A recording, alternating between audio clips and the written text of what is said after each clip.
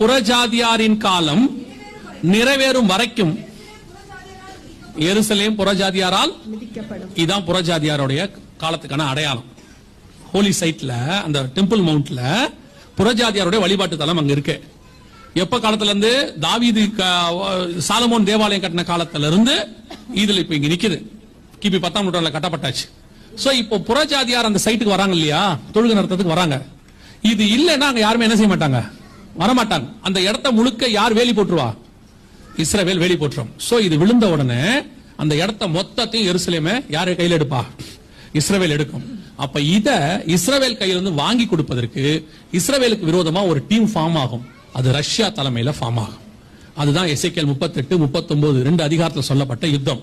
இது ஏதோ கேட்கறதுக்கு கதை மாதிரி உங்களுக்கு தெரியற மாதிரி இருக்கும். வேற நம்ம சொல்றாரு அப்படின்னா, இந்த யுத்தத்துல பாதி இடத்துல நம்ம இருக்கிறோம். இப்ப போன அக்டோபர் 7 இந்த யுத்தம் ஆரம்பிச்சிருச்சு. இந்த இடத்துல